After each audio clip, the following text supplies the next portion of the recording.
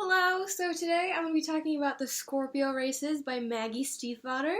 The only other book I've ever read by her is this first book of the Shiver series, which I did not incredibly enjoy. I know some people are very passionate about that one, but it was definitely not one of my favorites at all. The Scorpio Races is a standalone YA fantasy adventure romance kind of mythology kind of novel, so there's a little bit of everything in there, and everyone should be able to find something to latch onto and kind of enjoy.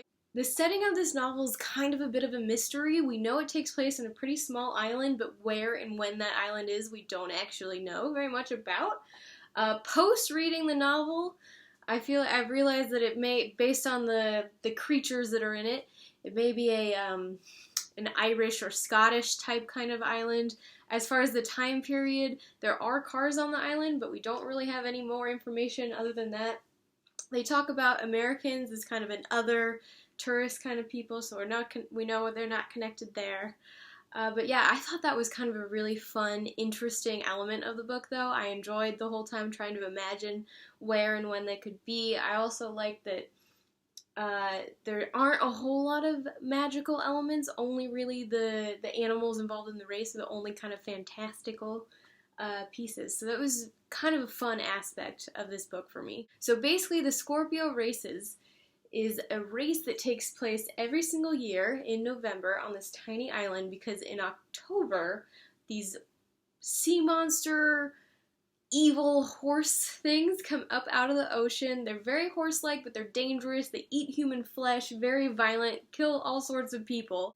But these people that live on the island, they capture these horses and train them so that once a year they can hold these races, and they're huge money raisers. The tourists come from all over the world to come to these races, and the entire economy of this small little island is based on these yearly races. So the story is actually told from the perspective of our two main characters, Puck and Sean, and they're both going to be riding in the Scorpio races this year. They're both orphans and have both lived on the island their entire lives. Sean is a very experienced rider in the Scorpio races. He's actually won 4 times already, so he's very prestigious and very highly renowned within the racing community. And then Puck is very foreign to the races. She doesn't really know very much about it.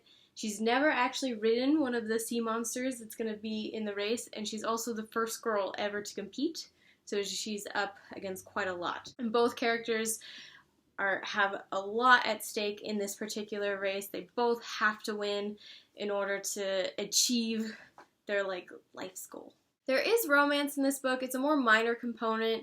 All the characters all have a whole lot more going on than just thinking about romance, but it is in there and it is very sweet. It's kind of a slow to build romance, but it's worth it in the end.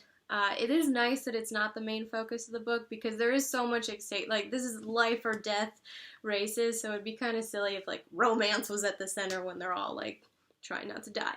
This would be a great book for horse lovers. It goes into great detail about the relationship between rider and horse and the love that exists in that relationship and how deep and connected and how much trust is there. So that was really interesting. I think a lot of people could probably really connect to that. It's a very fast-paced novel. I read this one very quickly in a little less than 2 days. The entire time you're waiting for this huge action-packed deadly event to happen, so you're just whipping through trying to figure out what happens, because there is so much at stake and both of our main characters have to win, so you're kind of cheering for both of them, and you know they both can't win, so you just have to find out who the winner is and who gets to achieve their dream, basically. So yeah, I would say if Shiver put you off Maggie Steifvater, I'd give her another shot. I think this one was pretty good. I actually picked it up because I'm a Scorpio, and I was like, Scorpio races could be pretty good, and it was good. I enjoyed it. So 3.5, I think it's worth a shot. Try it out. It's really good.